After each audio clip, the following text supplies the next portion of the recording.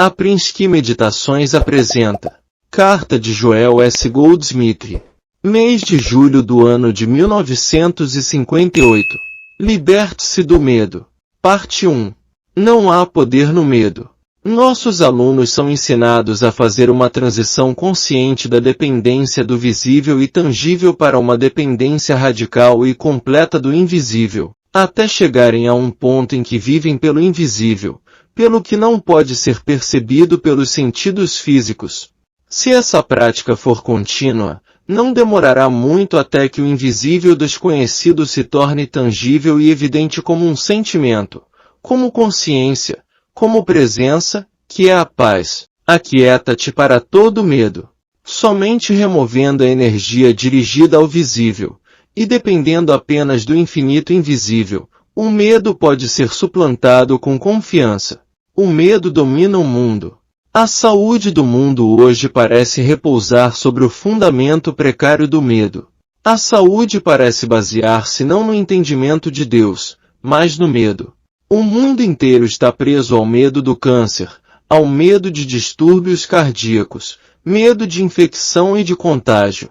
Somos advertidos para termos o coração examinado periodicamente, radiografar os pulmões em intervalos regulares, e realizar exames para verificar a presença ou ausência de câncer. Viver em um estado de medo é inevitável, em um mundo que vive principalmente do ponto de vista da preservação da saúde, ou de alguma forma particular de riqueza. Qualquer coisa que põe em perigo o sustento de uma pessoa gera medo.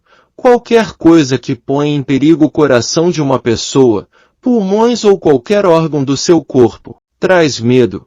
Qualquer coisa que põe em perigo o senso de vida humano de uma pessoa desperta medo. Isso é inevitável, uma vez que essas formas materiais sejam consideradas como os deuses do mundo humano.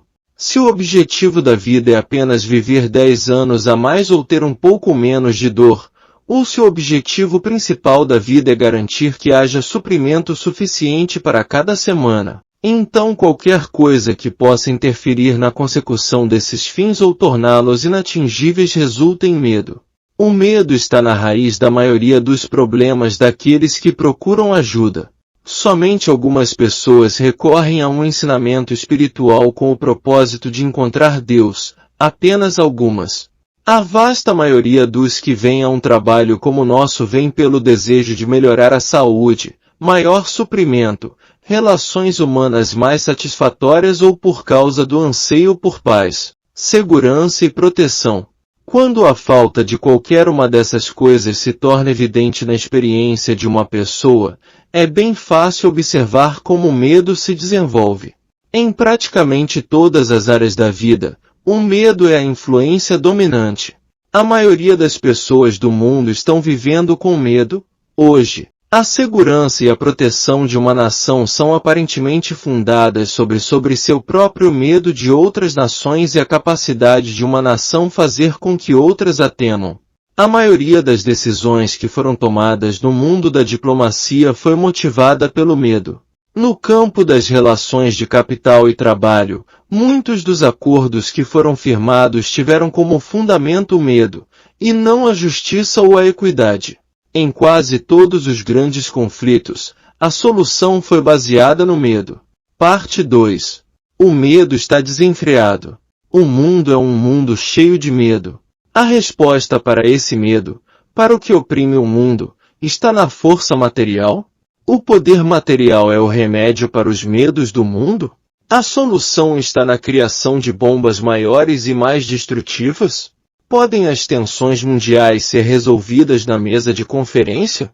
Alguma confiança ou esperança real resultou de muitas conferências realizadas nos últimos 20 anos?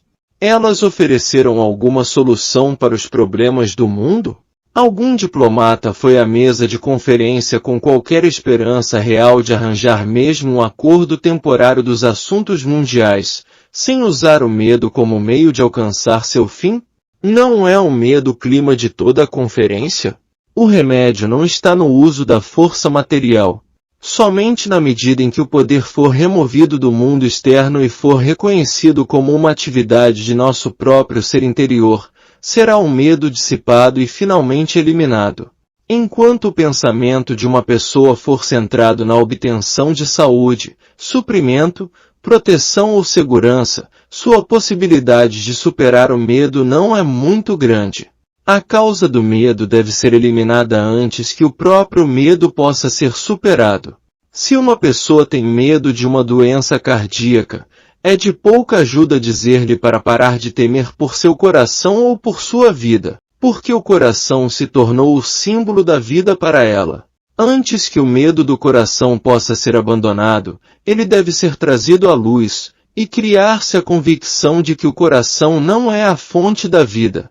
Às vezes, o medo é rapidamente superado com a percepção de que o coração não dá vida, mas que é a vida que anima o coração, a vida funciona no coração. Do mesmo modo, desde que uma pessoa considere o dinheiro como a medida de seu suprimento, seria inútil dizer-lhe para parar de temer por seu sustento. Tudo o que ela tem a fazer é olhar para sua conta bancária esgotada e seu medo aumentar minuto a minuto. Para libertar-se desse medo, deve ficar claro para ela que o dinheiro não constitui suprimento.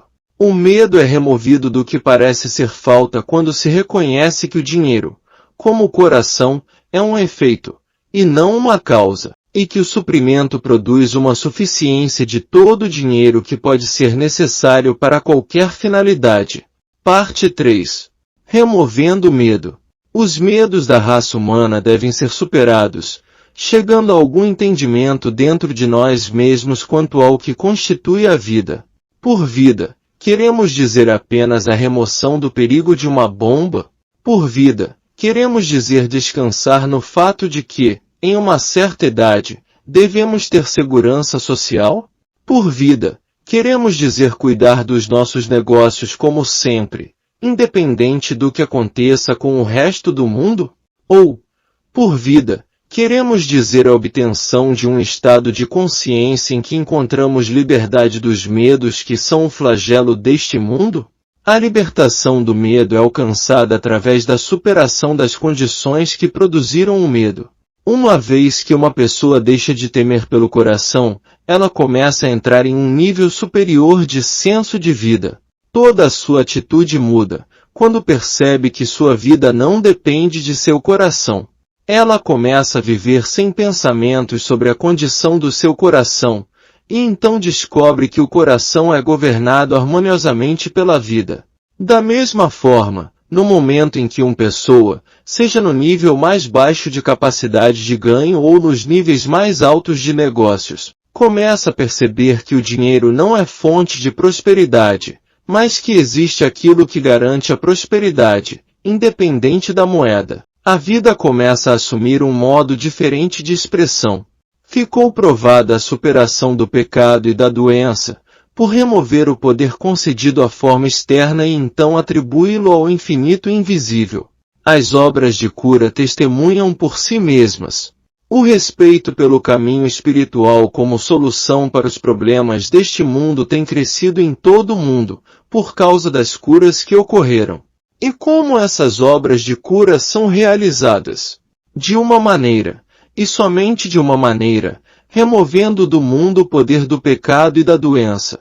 Isso é feito estando disposto a enfrentar o pecado ou doença, olhando para ela, tocando-a, se necessário, assim como o mestre tocou o leproso e percebeu: tu não tens poder, tu és um nada que parece ser algo, um nada afirmando ser algo. Mas, na verdade, não é nada, nada, porque todo o poder está em e é de Deus. Deus é poder, e não há outro poder. Não há dois poderes. Não existem bons poderes e poderes maus. Não há poderes de saúde e poderes da doença. Existe apenas um poder. Então, quando uma pessoa fica cara a cara com qualquer forma de doença, ela pode sentar-se pacífica e silenciosamente com um sorriso no rosto, que diz muito mais expressivamente do que palavras. Você, aí, que finge ser um poder. Você que é tão temida pelos homens que eles estão procurando as armas mais poderosas que podem encontrar para destruí-la, em você não há poder, e eu posso sorrir para você, porque não existe você.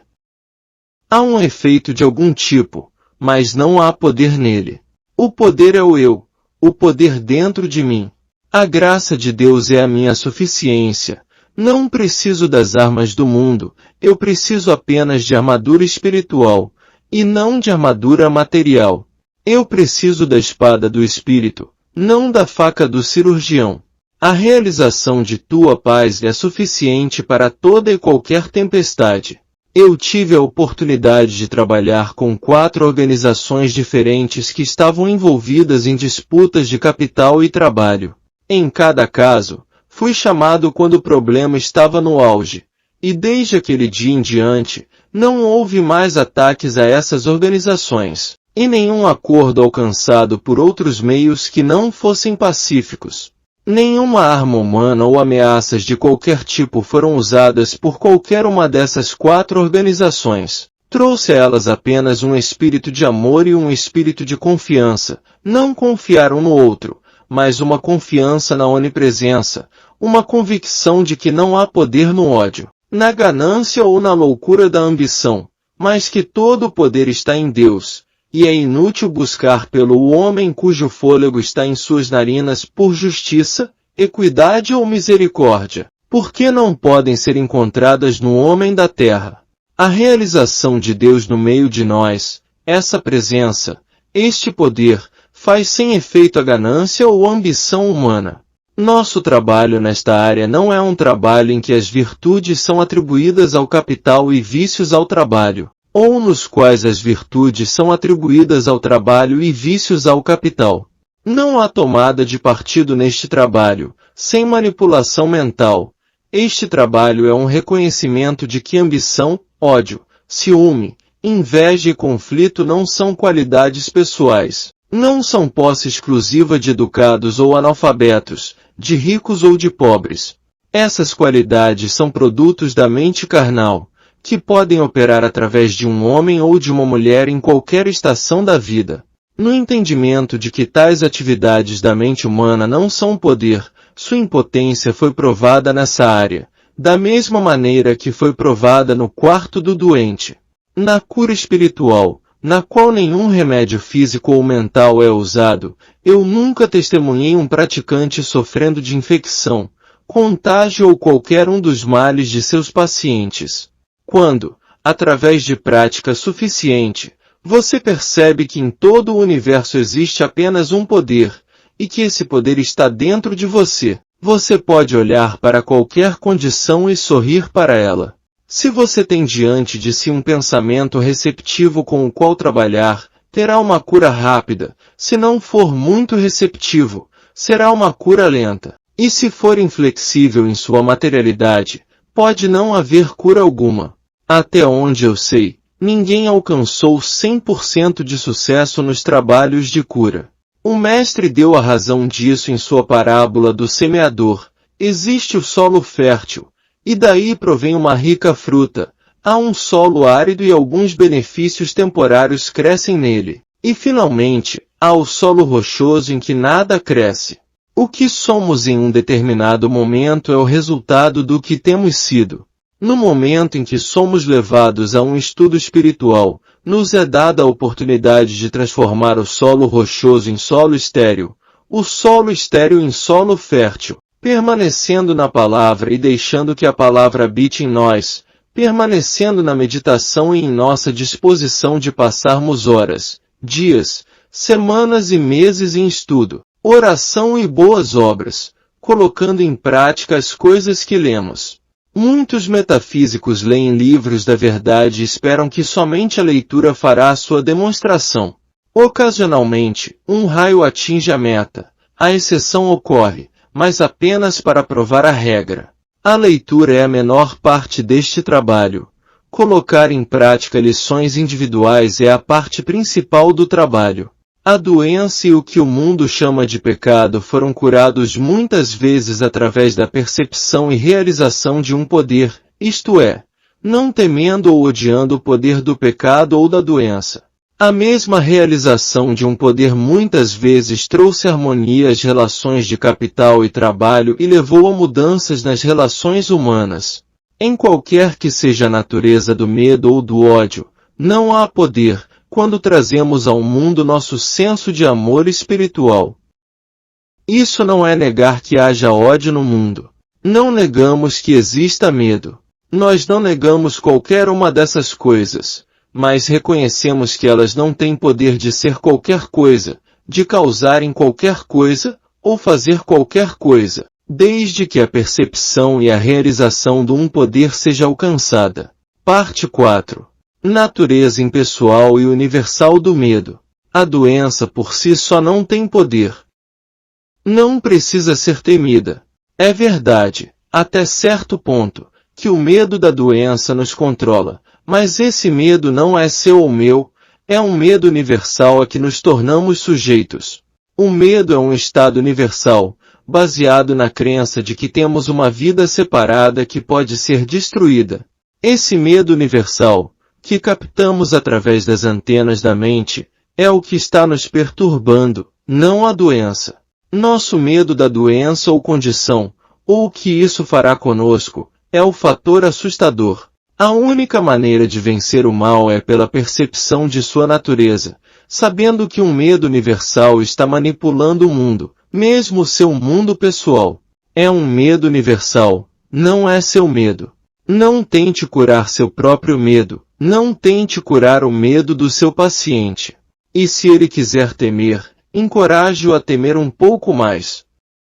Essa é a maneira mais rápida de provar a ele que seus medos são impotentes. Portanto, não se preocupe com os medos do seu paciente, mas lembre-se de que o medo é uma atividade de crença universal. Entenda que o medo é uma crença universal, e então perceba que não pode haver dois poderes, não pode haver poder em Deus e poder no medo. Com essa garantia, deixe o medo tentar fazer seu trabalho. Não tente removê-lo, não tente se elevar acima dele, não tente superá-lo. Por que você deveria, se ele, em si e por si só, não é nada, se seu único poder é o poder que você está dando a ele, por aceitar a crença mundial sobre ele? Não há uma única condição que você possa encontrar em sua experiência ou na experiência de seus pacientes, familiares, amigos ou estudantes. Nenhuma situação na vida que não responda ao entendimento de que, subjacente a toda a situação, está o medo e o não poder desse medo. O medo é universal. O medo da aniquilação. O medo da doença. Porque levará à morte. O medo da escassez. Porque podemos congelar ou morrer de fome. O medo toma conta do mundo como uma reivindicação universal, mas o medo não é um poder.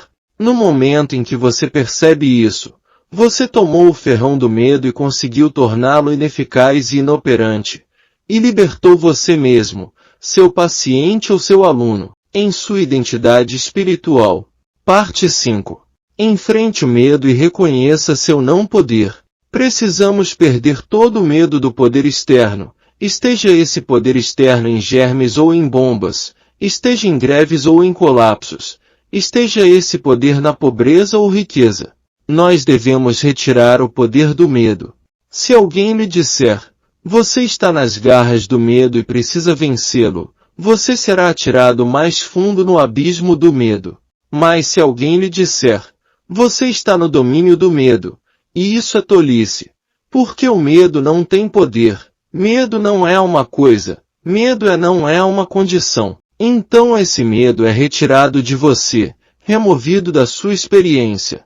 Se o medo é um medo de doença, medo da velhice, medo da infelicidade ou solidão, medo de um calendário e da passagem do tempo, medo da escassez, medo da guerra, medo de uma depressão, de uma mudança de administração, uma mudança na sua situação humana ou simplesmente medo do desconhecido, você mesmo deve finalmente perceber, sim, admito que tenho medo de mudança. Eu temo uma mudança nas minhas finanças, temo uma mudança na minha saúde, uma mudança na minha vida, temo a extinção do meu senso de vida, temo a morte do meu corpo.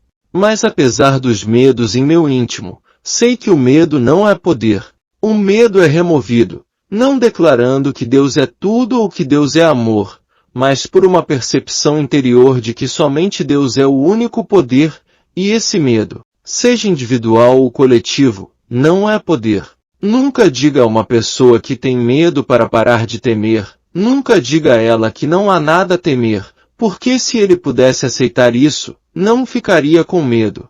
Em vez disso, silenciosamente, dentro de si mesmo, sorria e perceba a natureza do medo como impotente, um nada. Minorias temem maiorias, maiorias temem minorias, e no entanto, na verdade não há base para esse medo, porque minorias e maiorias podem aprender a viver juntas, em cooperação. Não adianta, contudo, dizer isso a quem tem medo de estar em menor número e cuja confiança está nos números. Sempre uma minoria temia ser governada pela maioria, e a maioria, por sua vez, não se sentiu à vontade ao lado de sua minoria. As minorias foram escravizadas porque as maiorias tinham medo de que elas se tornassem livres. Desde o início dos tempos, este mundo foi governado pelo medo. O medo governou as emoções dos homens, e enquanto o medo for reconhecido como um poder, isso continuará, mas não precisa continuar. Você e eu podemos mudar isso. O estudante da sabedoria espiritual pode começar por pequenas coisas, seja em sua casa ou entre aqueles que venham a ele por ajuda. De alguma forma, os medos do jovem estudante devem ser enfrentados, antes que ele esteja pronto para buscar a Deus ou faça o esforço necessário para viver a vida espiritual. Quando uma pessoa precisa de ajuda, ela precisa de ajuda porque tem medo. Se ele não estivesse com medo, ele não pediria ajuda. Pode não ser um medo consciente, mas é medo, no entanto. O medo não pessoal, o medo é uma reivindicação universal. Agora, neste minuto, entenda que o medo, em si e por si, não é um poder. Retire o poder do medo, e a realização da sua unidade com Deus, pela qual a verdade do não poder do medo é reconhecida, provará ser soberana. A maioria das pessoas que estuda metafísica o faz por causa do medo. Elas temem doenças, escassez, uma mudança, ou elas temem a solidão. Dizer isso a elas provavelmente não as ajudará, mas você as ajudará sabendo que o medo que as governa não é um poder, segundo a verdade. O medo, por si mesmo, não passa de uma imposição universal. Perceba que nem o medo individual e nem o medo coletivo são um poder. Eu sou o poder. O poder está dentro de mim, dentro da minha consciência e da sua. O reino de Deus está dentro de mim. Quando você deixa de dar poder ao medo, todo o poder dele desaparece, e você liberta a si mesmo ou ao seu paciente. Seu paciente lhe dirá que se sente feliz ou em paz, mas o que ele não faz é perceber que o medo foi tirado dele, ou seja, o poder que o medo tinha sobre ele. A saúde não remove o medo, porque o medo de ficar doente ou velho, ou o medo de morrer ou sofrer um acidente ainda permanece. Tornar-se próspero não impede o medo, porque ainda existe o medo de perder as posses. Ganhar altas honras não remove o medo, porque sempre há o medo de perdê-las em algum momento do futuro que se aproxima. Uma demonstração de saúde, prosperidade ou fama, por si só, não estabelecerá harmonia permanente, a menos que a destruição do poder do medo acompanhe a cura. Haverá sempre a possibilidade de que seu paciente se envolva em algo que traga 7 vezes mais demônios sobre ele. A cura sozinha não é suficiente, se o paciente ainda mantém seu medo. Esse é um dos mistérios deste trabalho. Muitos estudantes desfrutam apenas de intervalos de saúde entre as doenças. Isso não é saúde. Isso não é harmonia. Nosso trabalho de cura é uma evidência do que a vida espiritual pode trazer. Nosso trabalho não é meramente curar pessoas doentes e deixá-las bem, para que possam sair e adoecer novamente, ou entrar em mais dissipação. Nosso trabalho de instrução, livros e gravações oferecem oportunidades para a iluminação espiritual. E qualquer luz que venha a você virá dos seus anos de devoção à literatura espiritual, e da devoção à oração e meditação. Quando você está envolvido no trabalho de cura, é necessário não apenas curar os doentes, mas também ter a certeza de que seu aluno ou paciente está estudando para aprender o verdadeiro significado desse trabalho. O jovem estudante ainda não desenvolveu a consciência espiritual necessária para curar a si mesmo, então ele procura alguém que dedique sua vida a Deus, ao desenvolvimento espiritual, ao Cristo, e por causa de seu contato com essa consciência iluminada, ele é beneficiado. Mas esse jovem estudante, por sua vez, deve fazer o mesmo. Somos todos designados a ajudarmos uns aos outros ao longo do caminho, mas ao menos façamos algum esforço para alcançar a iluminação espiritual. Nossas obras de cura são os sinais se seguindo. Os sinais seguindo o quê? A consciência espiritual, o desenvolvimento e o cultivo da consciência espiritual. O objetivo de nosso trabalho é a união consciente com Deus. O objetivo do nosso trabalho é a capacidade de vivermos, movermos-nos e termos nosso ser na consciência de Deus. As curas são os sinais que se seguem. Eles serão adicionados a você, se é que você primeiro procura o reino de Deus e sua justiça, pois nenhum sinal será dado de antemão. Que fique muito claro que não estamos lidando com o medo de nada ou de ninguém. Nossa preocupação é apenas com a palavra medo em si. Esse medo é um medo universal que, em última análise, é realmente o medo da autoextinção. Esse é o medo básico. Começando com este momento, porém, devemos aceitar de todo o coração a verdade de que o medo, em si e por si mesmo, não é poder. O medo subjaz a todos os nossos males e todos os nossos problemas, mas isso é apenas porque aceitamos o medo como poder, ou porque desenvolvemos o medo de algo ou alguém a quem atribuímos poder. Retire o poder do medo da condição ou da pessoa, e você terá enfrentado a situação. Você não apenas conhece essa situação particular, mas através dessa prática, você espiritualiza sua consciência, de modo que nunca mais você temerá tão profundamente, nunca mais terá medo do pecado, doença, privação ou limitação tão profundamente. Gradualmente, você descobrirá o medo atuando cada vez menos sua vida. O medo agora está sendo substituído pelo entendimento, e é então que a graça assume. Parte 6. Libere o medo e viva pela graça. Nossas vidas devem ser vividas pela graça. Em tudo o que fazemos, existe um poder divino, o poder da graça, trabalhando dentro de nós e através de nós, até a conclusão bem-sucedida do feito. O governo está sobre seus ombros.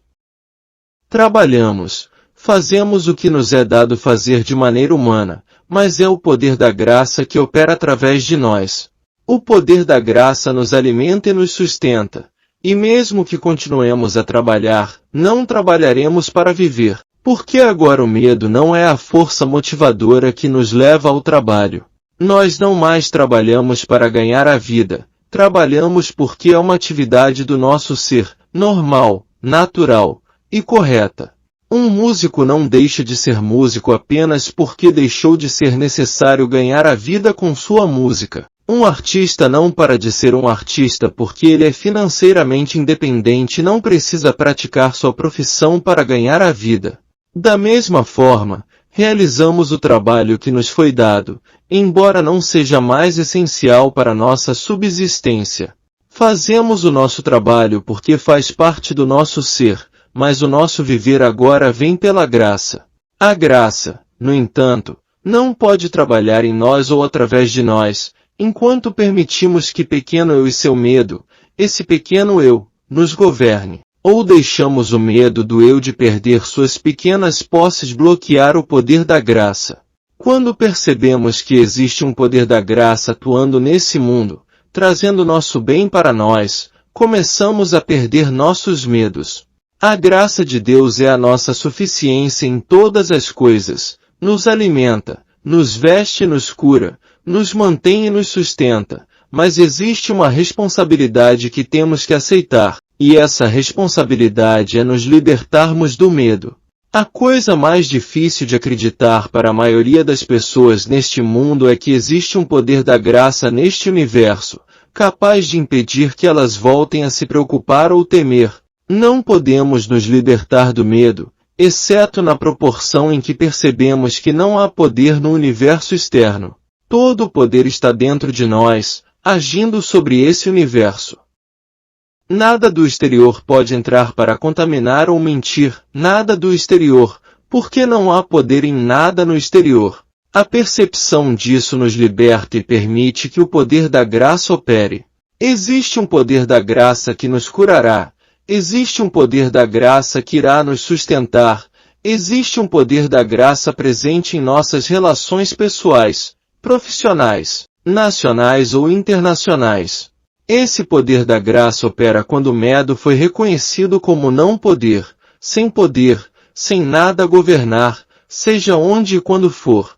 Supere o medo, entendendo que aquilo que é externo não é poder, seja pessoa, lugar, coisa ou condição. A presença gentil do Cristo é suficiente para acalmar as tempestades. Viva através do Espírito. Volte-se para o Espírito por tudo, reaja apenas ao Espírito. Deixe o Espírito ser lei, vida e atividade do seu ser. Fomos ensinados que, no momento em que a falta é suplantada pela abundância, não há medo.